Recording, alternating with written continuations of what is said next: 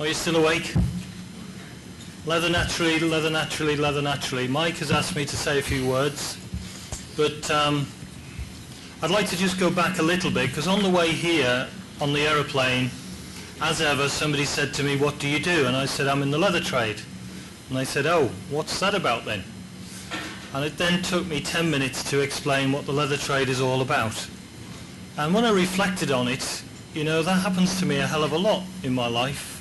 When you bump into people and they tell you, well, what is leather and how does it happen and what's the difference between upholstery leather and shoe leather and garment leather and glove leather, and can you explain it?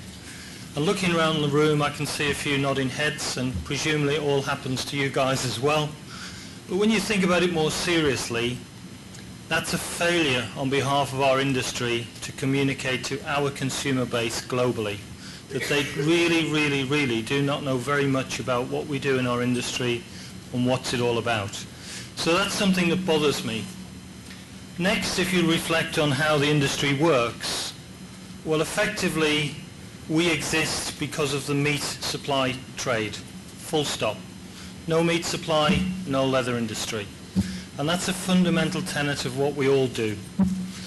And so the tanners, generally speaking, are very preoccupied by hide supply, skin supply, who behind us is going to supply us with whatever we need. And hopefully, sir, you'll lend us some hides this week at the right price.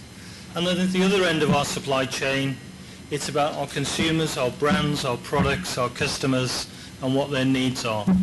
But inevitably for tanners, if they're going to make money or lose money or survive or die, it's all about the price of hides and the price of skins. So inevitably, we spend most of our time looking over our shoulder, being introspective, trying to consider how we can take an order for the next 12 months when we can't buy hides for the next month. And our culture then has become one that is looking backwards. It's always looking at the supply. It's always apologizing for itself. It's worrying about its contract. And that's a fundamental error, in my opinion, in our industry. It comes because of this inelastic demand between supply and the demand side. And we've never really understood that, wrestled with it, or communicated it well. But tanners need to get their heads up, and they need to look forward, and they need to consider about where our consumers are going and what their needs are. And then if you look forward to where we are today, so we've got the leather industry traditional, the leather industry where it is now, and the leather industry where it's going. And we live in a world now where communication is instantaneous. Whichever continent you are on, whatever social media communication takes place, it's around the world immediately. And our consumers are taking immediate judgments on what we do. And if you think about things like foot and mouth and BSE and more recently horse meat in Europe, which I still don't understand, I don't know anything about, but it's a bouncing around the consumer world. Is it anything to do with the leather trade? Not really, but each of those problems had massive impact on the leather trade. So in a world where it's instant, it's quick, it's immediate, we find ourselves on the defensive more frequently. And the industry generally has had several good initiatives.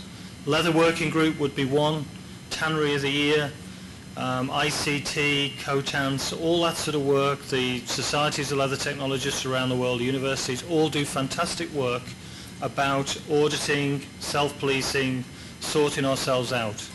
But what is desperately missing in the industry is the marketing face for the whole industry together. What do we present the industry to our consumers globally, whether they're in China, America, South America, Europe, wherever they may be? What are the core themes of our industry that we collectively work together on and actively promote? And you suddenly realize that there is no single initiative that pulls all aspects of the industry together.